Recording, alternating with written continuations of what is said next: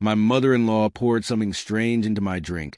When she thought I wasn't looking special cocktail for my favorite son-in-law, she said with a smile. I thanked her and discreetly switched glasses with her husband, who always criticized my career. 45 minutes later, my name is Julia Mercer, 32 years old, independent photographer, based in Asheville, North Carolina. I've built my business from Nothing Weddings Wildlife Magazine. Spreads the kind of work that pays the bills if you're good at it, and I am. But to my in-laws, especially Diane, what I do has never been enough. How's a little photography hobby, Gerald would ask at family dinners, not even trying to hide his disdain. He was an investment banker, the kind of man who measured success in square footage and stock options. Every Sunday dinner at their house was the same. Diane would fuss over her daughter, while Gerald interrogated me about my finances. My wife, Haley, would squeeze my hand. Under the table, a silent apology for her parents. I'd been shooting a wildlife assignment in Montana all week, trudging through knee snow to photograph bison for National Geographic. I was exhausted, but Haley insisted we couldn't miss her mother's birthday dinner. Just a couple hours, she promised. I should have listened to that knot in my stomach. When Diane cornered me in the kitchen, the way her eyes darted around before she handed me that drink, the slight tremor in her fingers as she said, I made it. Special just for you. Something wasn't right. I just didn't know how wrong it was about to get. Haley and I met 6 years ago at an art exhibition where my work was featured. She was finishing her master's in environmental science, and I was just starting to make a name for myself. We connected instantly. She understood my need to capture the world through a lens, and I admired her passion for protecting her parents. Were another story from our first meeting. Gerald made it clear he had expected someone different for his daughter, someone with a desk job, a retirement plan, a company car, someone exactly like him. Diane was subtler. She praised my photos while asking when I planned to settle into something stable. She'd invite me to family functions, then introduce me as a photographer instead of her son-in-law. For years, I tried to win them over. I'd bring expensive wine to dinner, show them published work, mention high-profile clients. Nothing changed their perception that I was just passing through there. Daughter's life, a phase she'd outgrow last.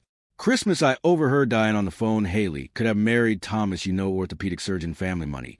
But she chose the creative one. The way she paused before creative made it sound like a disease. Gerald was more direct. When Haley and I announced we were trying for a baby, he pulled me aside. Children, our expensive son.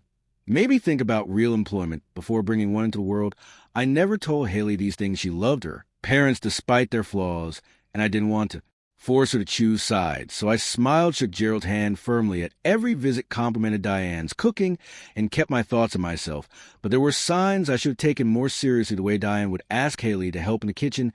Whenever I talked about a successful project, how she'd accidentally exclude me from family photos. The time Gerald suggested therapy for Haley's impulsive decisions while looking directly at me, I ignored it all, thinking time would eventually bring acceptance. I was wrong. The Friday at Diane's birthday dinner, I returned from Montana with raw windburned cheeks and a memory card full of images that would pay our mortgage for 3 months. I was bone tired, but showered, put on a button-down shirt, and drove us to her parents' colonial-style home. An expensive part of town dinner started normally. Gerald bragged about a recent deal. Diane fussed over the table settings. Haley's brother Owen and his wife Vanessa made polite conversation.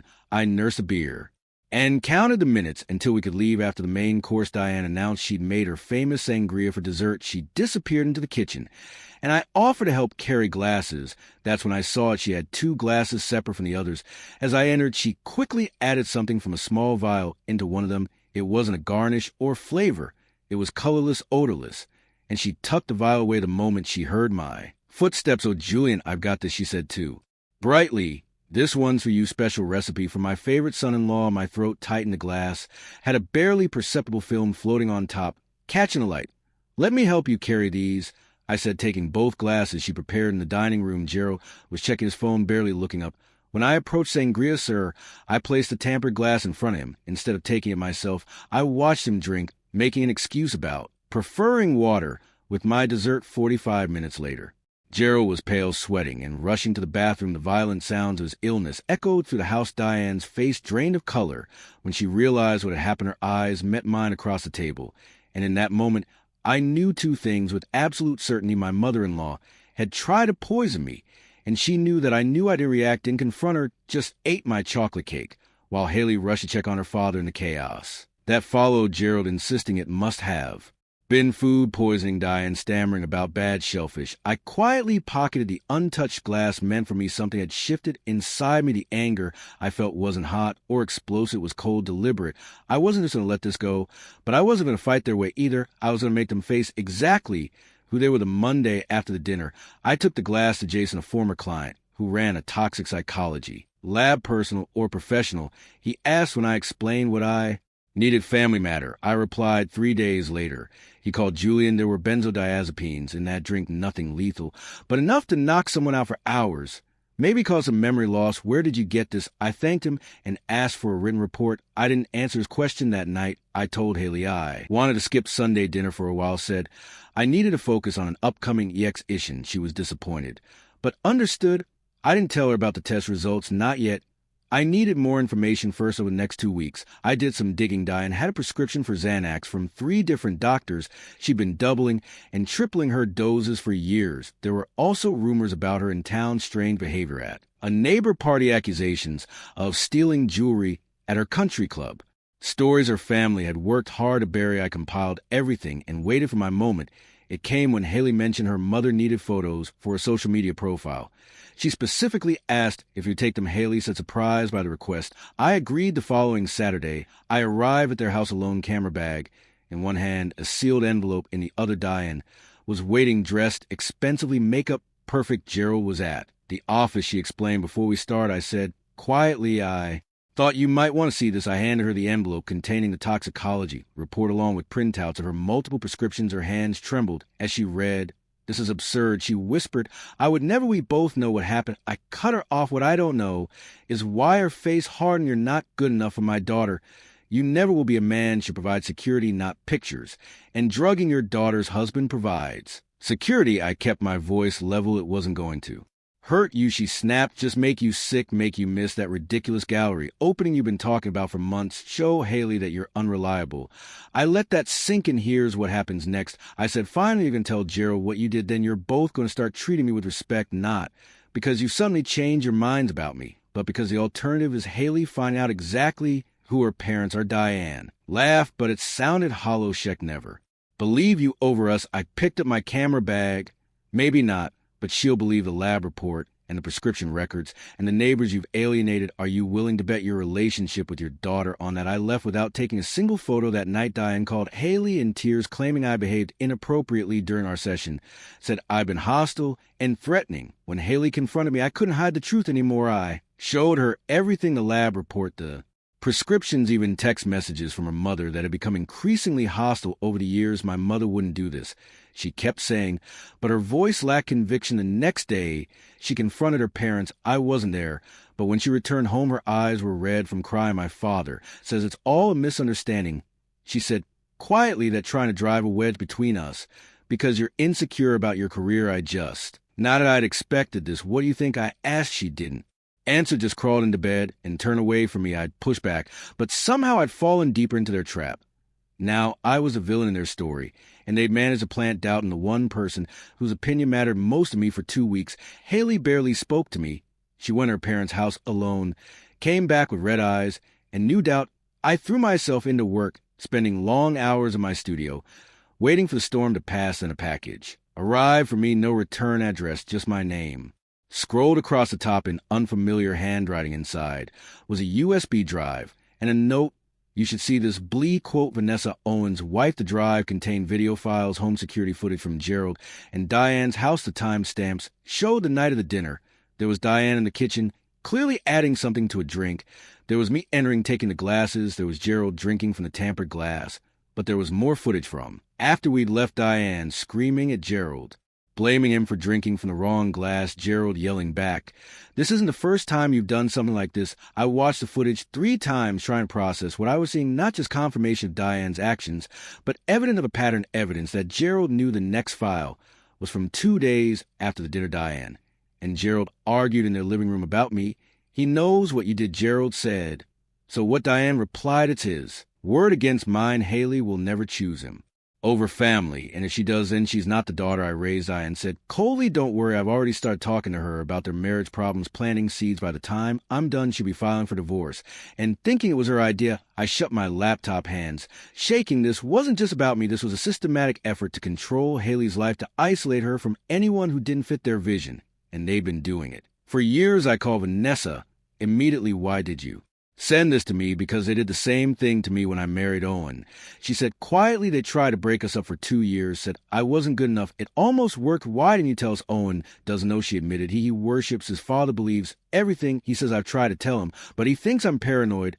I just couldn't watch them do it to someone else. The next day, I received a text from Gerald. We should talk man to man, no. Wives, I met him at his country club. He was waiting in a private room, drinking bourbon. Julian. He began, families are complicated. My wife, she can be difficult, protective, but she means well. Drugging someone means well. I asked. He waved his hand dismissively. A misunderstanding. Diane takes medication for anxiety. She probably mixed up the glasses. I have the security footage. Gerald, his face changed, instantly hardening into something cold and calculating. What do you want? Money. Is that what this is about? I always knew you married Haley for financial reasons. I want you both to leave us alone. I said, simply stop trying to convince Haley. I'm not good enough. Stop interfering in our marriage. Gerald leaned forward. You think this is the first time we've dealt with someone like you people who want to take advantage of our family? He laughed. Haley will come home where she belongs. She always has asked her about Thomas. Ask her about the fiancé before you. I felt cold. What are you talking about? Haley was engaged before she met you. Nice guy. Doctor. We didn't like his background. Took us 6 months to convince her he was wrong for her. She broke it off, came home crying to daddy. He smiled. History repeats, son. On the drive home, I called Haley's college roommate, Bethany, asked her about Thomas. Oh, God. She said that was awful. He was perfect for her. But her parents, they convinced her he was cheating, planted evidence. He tried to tell the truth. But by then, she didn't trust him anymore. The pattern was clear now. This wasn't just about me. It was about control, complete control over their daughter's life. And they'd done it before. I didn't confront Haley immediately. Instead, I started gathering every piece of evidence I could find. I reached out to Thomas, who was initially reluctant to speak with me when I explained the situation. He sent me old emails between him and Haley showing how her parents had systematically undermined their relationship. I contacted other ex-boyfriends, old friends of Haley's, who mysteriously drifted away. A pattern emerged. Anyone who encouraged Haley's independence was gradually pushed out of her life. Vanessa provided more security footage showing Diane and Gerald discussing their plans for us. Once they divorce, will convince her to move back home. Gerald said in one clip she can run the foundation, meet suitable men. I compiled everything onto a single drive. Then I invited Owen and Vanessa over for dinner without telling Haley. I was about to destroy her family's image over dessert. I connected my laptop to our TV. There's something you both need to see, I said. For the next hour, we watched the footage together. Haley sat motionless, her face pale. Owen kept shaking his head, muttering, "That's not my parents," under his breath. When it was over, Haley turned to me with tears streaming down her face. Why didn't you tell me sooner? Because I needed you to see for yourself. I said all of it, not just what they did to me, but what they've been doing to you your entire life. Owen stood up furious. This is __. You've edited these videos. My parents wouldn't do this. Vanessa touched his arm. They did it to us too. Owen, why do you think they suddenly started liking me after we had James? Because a grandchild meant they had leveraged the color drain from Owen's face. She never told me. I tried. She whispered you wouldn't listen. Later that night, Haley crawled into bed beside me. I need time to process this, she said softly, but I believe you, and I'm sorry I doubted you. The next morning, Diane called Haley, put her on speaker. Darling, I was thinking you should come stay with us for a while. Diane said cheerfully, your father and I are worried about you. Marriage is hard, and sometimes separation can give clarity. Mom, Haley interrupted. I've seen the videos. Silence. Then what videos? Of security footage of you drugging Julian's drink, of you and Dad plotting to break up my marriage. Another pause. Haley, whatever he's shown you has been manipulated. You know Julian has always been jealous of our family. Stop. Haley's voice was firm. We're coming over tonight. All of us, Owen, Vanessa, Julian, and me, we're going to talk about this as a family. No more lies. After she hung up, Haley turned to me. They'll deny everything. They'll try to turn this around on you. I nodded. I know. So what's our plan for the first time in weeks? I smiled. I think it's time your parents met the real me, the one who doesn't just take photos but knows how to tell a story. That night we arrived at Gerald and Diane's house with my camera equipment. Owen and Vanessa We're already there sitting stiffly in the living room. Gerald seemed confident. I understand there's been a misunderstanding. No misunderstanding. I interrupted, setting up my tripod. I'm documenting this conversation for the family archives, Diane. Objected immediately. This is private family business. Exactly, I agreed. Family business, and I'm family. Even though you've tried very hard to change after the next 2 hours, we laid it all out to drink, the manipulation, Tom, the other ex-boyfriends, a pattern that had shaped Haley and Owen's entire lives. Gerald and Diane denied. Everything, of course, called me unstable, manipulative. But with each denial, I played another clip, showed another email. Their faces grew paler, their denials weaker. Finally, Haley stood up. I love you both, you're my parents, but what you've done is unforgivable. You don't get to control my life anymore. Owen nodded. We're adults. We choose our own partners, our own path. Diane started crying, not from remorse, but from a realization that she was losing control. Gerald just looked stunned, as if he couldn't comprehend that his children were defying him. As we prepared to leave, I handed Gerald a USB drive. This contains everything, the footage, the emails, the testimonies. It's yours too. Keep. What's that supposed to mean? He asked suspiciously. It means that I'm not going to ruin your reputation by sharing this with anyone else that would hurt Haley, and I would never do that. I paused. But if you ever try to interfere in our marriage again, if you ever try to manipulate Haley or speak against me, copies will go to every member of your country, club, your business partners, and your precious social circle. For the first time since I'd met him, Gerald looked at me with something resembling respect. I underestimated you, yes. I said simply, you did 6 months. Past Haley and Owen began therapy to work through the damage their parents had caused Diane, and Gerald kept their distance, sending occasional texts, but respecting the boundaries we'd established. Then over the holidays, they invited us all to dinner. Fresh start. The invitation read, Haley wanted to go. Still my parents, she said, and they're trying. I agreed, but I wasn't naive enough to believe they'd changed. When we arrived, everything seemed normal. Diane had prepared a feast. Gerald was charming, asking about my latest projects with what appeared to be genuine interest. After dinner, Gerald invited me into his study. I have a proposition for you, he said, pouring me a scotch. I've been thinking about your career. Photography as well. It's been good to you, but have you considered diversifying? I could bring you into my firm. Junior partner track. The salary would be substantial. I took the glass, but didn't drink. Why would you do that? Your family, he said smoothly, and I respect how you handled the unpleasantness. You protected my daughter while standing your ground. That's what a real man. That I set the glass down untouched. I appreciate the offer, but no. His smile tightened. Julian, be reasonable. This is an olive branch away for us to move forward. No, I repeated, it's another attempt at control. You can't buy me, Gerald, and you can't stand the fact that Haley loves me exactly as I am. Don't be a fool, he hissed, dropping facade. Everyone has a price. I stood up. That's where you're wrong, and that's why you'll never understand your daughter. I walked back to the dining room where Diane was showing Haley photo albums. Look at these, she was saying. You were so happy when you lived at home. Haley caught my eye across the room. She could see from my expression that something had happened. I gave a slight nod, and she stood up. Mom, Dad, she announced, clearly, I have something to tell you. Everyone turned to look at her.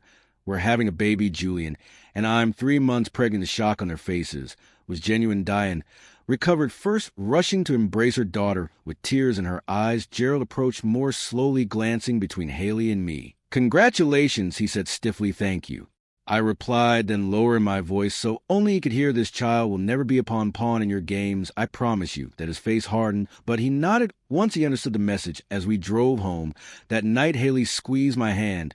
They'll never change, will they? No, I said honestly, but they'll have to accept that we have. 3 weeks later, a certified letter arrived from Gerald's attorney. Inside was a deed to a house, our house, which we'd been renting, and legal documents establishing a trust fund for our unborn child. There was no note, no conditions, no strings, just a transfer of assets, clean and irrevocable. It wasn't an apology. Gerald wasn't capable of that, but it was an acknowledgement, perhaps the only one he could give, that we had won. Our daughter was born in summer.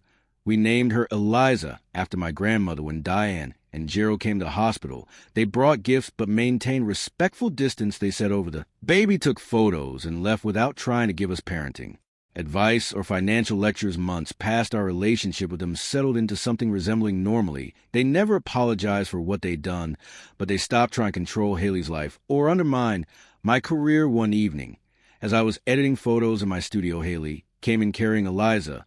My mother called. She said she wants us to come for Christmas. I looked up from my computer. What do you want to do? I think we should go, she replied, but with conditions. We stay at a hotel. Not their House we leave when we want to leave no Eunice time with Eliza. I nodded, sounds reasonable. She sat down beside me, bouncing the baby. Gently, I used to think success meant making my parents happy, getting their approval, meeting their expectations. And now she looked down at our daughter, then back at me. Now I know it's about making choices.